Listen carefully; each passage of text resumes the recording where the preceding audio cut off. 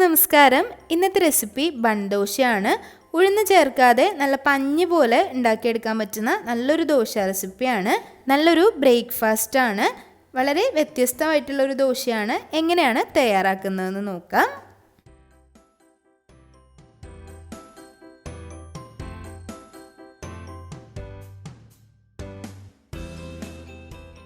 ദോശ തയ്യാറാക്കാൻ വേണ്ടി പച്ചരിയാണ് എടുത്തിട്ടുള്ളത്. ഏതെങ്കിലും ഒരു റോ റൈസ് എടുക്കാം, അല്ലെങ്കിൽ ഇഡ്ഡലി അരി എടുക്കാം. സാധാരണ പച്ചരി എടുക്കാം. 2 കപ്പ് പച്ചരി ആദ്യം ഒന്ന് കുതിർത്തി വെക്കണം. 2 കപ്പ് പച്ചരിക്ക് 1 ടീസ്പൂൺ ഉലുവ ചേർത്ത് കൊടുക്കാം. ഉലുവയും പച്ചരിയും നന്നായി കഴുകിയതിന് ശേഷം കുറച്ചധികം വെള്ളത്തിൽ കുതിർത്തി വയ്ക്കാം.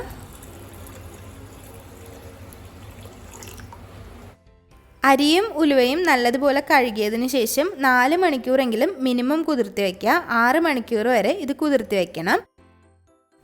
6 മണിക്കൂറിന് ശേഷം നല്ലതുപോലെ അരിയും ഉലുവയും കുതിർന്ന് വന്നിട്ടുണ്ടാവും. ഇനി അത് ഒരു മിക്സിയുടെ ജാറിലേക്ക് ഇട്ട് അരച്ചെടുക്കാം.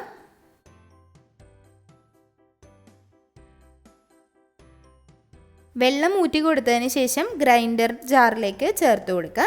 അതിനുശേഷം അതിലേക്ക് വെള്ളം ഒഴിക്കുമ്പോൾ ശ്രദ്ധിക്കാനുള്ളത് അരിയുടെ അതേ ലെവലിൽ തന്നെ ആയിരിക്കണം വെള്ളം നിൽക്കേണ്ടത്. കൂടി പോകാനും പാടില്ല, കുറഞ്ഞു പോകാനും പാടില്ല.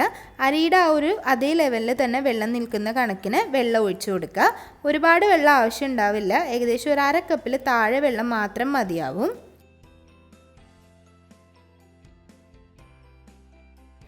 ഇനി ഇതിലേക്ക് 1/2 കപ്പ് വേവിച്ച ചോറും അതുപോലെ 1/2 കപ്പ് തേങ്ങ ചിരവിയതും കൂടി ചേർത്ത് കൊടുക്കാം. ചോറിന് പകരം നിങ്ങൾക്ക് അവല് ചേർത്ത് കൊടുക്കാം. വെള്ള അവലായിരിക്കും നല്ലത്. വെള്ള അവല് ചേർത്താൽ മാത്രമാണ് നല്ലൊരു വൈറ്റ് കളറ് അപ്പത്തിന് ഉണ്ടാവുക. അതല്ല നിങ്ങളുടെ അടുത്ത് ചുമന്ന അവലാണ് ഉള്ളതെങ്കിൽ അതും ചേർത്ത് കൊടുക്കാവുന്നതാണ്. ഒരു സ്പൂൺ ഉപയോഗിച്ച് ഒന്ന് മിക്സ് ആക്കിയിട്ട് ഒരു ലെവൽ ചെയ്ത് കൊടുക്കുക. അതിനുശേഷം ഇൻഗ്രീഡിയൻസിൻ്റെ അതേ ലെവലിൽ തന്നെ നിൽക്കാൻ പാകത്തിന് കുറച്ച് വെള്ളം ചേർത്ത് കൊടുക്കുക. വളരെ കുറച്ച് വെള്ളം മാത്രം മതിയാവും. ഒരു 1-2 ടേബിൾ സ്പൂൺ വെള്ളം മാത്രം മതിയാവും. നല്ലതുപോലെ ഇതൊന്ന് അരച്ചെടുക്കാം. അരച്ചെടുത്തതിന് ശേഷം ഒരു ബൗളിലേക്ക് മാറ്റി വയ്ക്കുക. ഇതിനി 8 മണിക്കൂറെങ്കിലും ഒന്ന് ഫെർമെൻറ്റ് ചെയ്യാൻ വയ്ക്കുക. സാധാരണ നമ്മൾ ഇഡ്ഡലിക്കും ദോശയ്ക്കൊക്കെ വെക്കുന്നത് പോലെ തന്നെ ഒരു 8 മണിക്കൂർ ഇതൊന്ന് ഫെർമെൻറ്റായി നല്ലതുപോലെ പൊങ്ങി വരണം. ഇനി ഇതിലേക്ക് ഈ സമയത്ത് വെള്ളം ചേർത്ത് കൊടുക്കേണ്ട ആവശ്യമില്ല. അരച്ചെടുക്കുമ്പോൾ തന്നെ ഏതാണ്ട് ഈ ഒരു കൺസിസ്റ്റൻസിയിലായിരിക്കും നേരത്തെ പറഞ്ഞതുപോലെ വെള്ളം ചേർത്ത് അരച്ചാൽ കിട്ടുന്നത്. ഒരുപാട് കട്ടി പോലെയാണെന്നുണ്ടെങ്കിൽ കുറച്ച് വെള്ളം ചേർത്ത് ഇതുപോലെ ഈ ഒരു കൺസിസ്റ്റൻസിയിലാക്കി വെക്കാം. സാധാരണ നമ്മൾ ദോശയ്ക്ക് അരയ്ക്കുന്ന ആ ഒരു കൺസിസ്റ്റൻസിയിലാണ് വെക്കേണ്ടത്. ഇഡ്ഡലിക്ക് നമ്മൾ കുറച്ചുകൂടി കട്ടിയായിട്ടായിരിക്കും അരച്ചെടുക്കുക. ഇനി ഇതൊന്ന് അടച്ച് 8 മണിക്കൂർ ഫെർമെൻ്റ് ആവാൻ വെക്കാം. 8 മണിക്കൂറിന് ശേഷം മാവ് നല്ലതുപോലെ പൊന്തി വന്നിട്ടുണ്ട്. നല്ലതുപോലെ ഫെർമെൻ്റായി വന്ന മാവിലേക്കാണ് ഉപ്പിട്ട് കൊടുക്കേണ്ടത്. തലേ ദിവസം ഉപ്പ് ചേർക്കേണ്ട ആവശ്യമില്ല. നമ്മൾ ഉണ്ടാക്കാനാവുന്ന ആ സമയത്ത് ഉപ്പ് ചേർത്താൽ മതി. ഇതൊരു സ്പെഷ്യൽ ബൺദോശ ആയതുകൊണ്ട് തന്നെ ഇനി ഇതിലേക്ക് കുറച്ച് കാര്യങ്ങൾ നമുക്ക് താളിച്ചൊഴിക്കാനുണ്ട്. ആവശ്യത്തിനുള്ള ഉപ്പ് ചേർത്തിട്ട് ഒന്ന് മിക്സ് ചെയ്ത് വെക്കാം.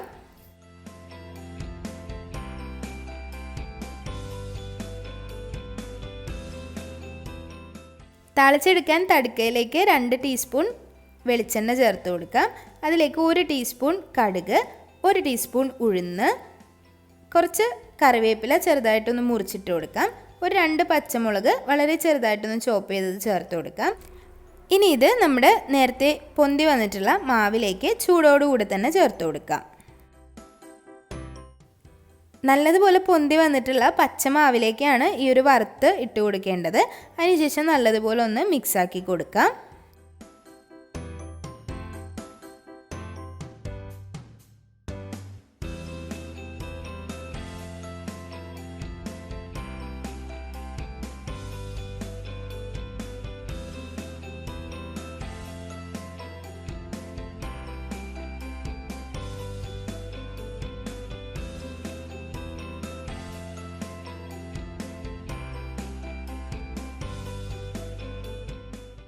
ഈ ഒരു ബൺദോശ ഞാൻ തയ്യാറാക്കുന്നത് ചെറിയൊരു അപ്പച്ചട്ടിയിലാണ്. നിങ്ങൾക്ക് സാധാരണ ദോശ തവയിൽ വെച്ച് തയ്യാറാക്കണമെങ്കിൽ അങ്ങനെ ചെയ്യാം.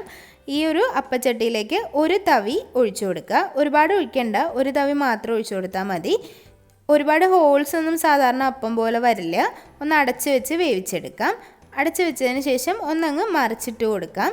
അതെല്ലാം മറിച്ചിടണ്ടെന്നുണ്ടെങ്കിൽ മുഴുവനായിട്ട് അടച്ചു വെച്ച് വേവിച്ചെടുക്കാവുന്നതുമാണ്. നല്ലതുപോലെ നടുഭാഗം പൊന്തി വരും. നമ്മൾ ദോശത്തവയിലാണ് ചെയ്യുന്നതെങ്കിൽ മുഴുവനായിട്ട് നല്ലതുപോലെ പൊന്തി വന്നിട്ടുണ്ടാവും. നല്ല ടേസ്റ്റുള്ള ഒരു വ്യത്യസ്തമായിട്ടുള്ള ഒരു ദോശ റെസിപ്പിയാണ്. വളരെ എളുപ്പമാണ് ചെയ്തെടുക്കാനായിട്ട്. ഈ ഒരു ബൺ ദോശയുടെ ഏറ്റവും നല്ല കോമ്പിനേഷൻ ചട്നിയാണ്. തക്കാളി ചട്നിയോ തേങ്ങാ ചട്നിയോ ഒക്കെ ഇതിൻ്റെ കൂടെ ട്രൈ ചെയ്യാം. തക്കാളി ചട്നിയുടെയും തേങ്ങാ ചട്നിയുടെയും ഒക്കെ റെസിപ്പി മുന്നേ ചെയ്തിട്ടുണ്ട്. അത് ഇതിൽ പിൻ ചെയ്യാം. സാധാരണ നമ്മൾ ഉണ്ടാക്കുന്ന ദോശയിൽ നിന്ന് വ്യത്യസ്തമായിട്ട് നല്ലൊരു ടേസ്റ്റിൽ വ്യത്യസ്തമായിട്ട് ഉണ്ടാക്കിയെടുക്കാൻ പറ്റുന്ന നല്ലൊരു ദോശ റെസിപ്പിയാണ്. അപ്പോൾ എല്ലാവരും ട്രൈ ചെയ്ത് നോക്കുക. ട്രൈ ചെയ്ത് നോക്കിയിട്ട് അഭിപ്രായങ്ങളൊക്കെ കമൻറ്റ് ബോക്സിൽ അറിയിക്കുക. നമ്മൾ ചോറും തേങ്ങയൊക്കെ ചേർത്തുകൊണ്ട് തന്നെ നല്ല പഞ്ഞി പോലുള്ള ഒരു ദോശ റെസിപ്പിയാണ്. അപ്പോൾ വീഡിയോസൊക്കെ ഇഷ്ടമാവുന്നുണ്ടെങ്കിൽ ലൈക്ക് ചെയ്യുക, ഷെയർ ചെയ്യുക, സബ്സ്ക്രൈബ് ചെയ്യുക. അതുപോലെ നിങ്ങളുടെ ഫ്രണ്ട്സിനും ഫാമിലിക്കും ഒക്കെ ഒന്ന് ഷെയർ ചെയ്ത് കൊടുക്കുക.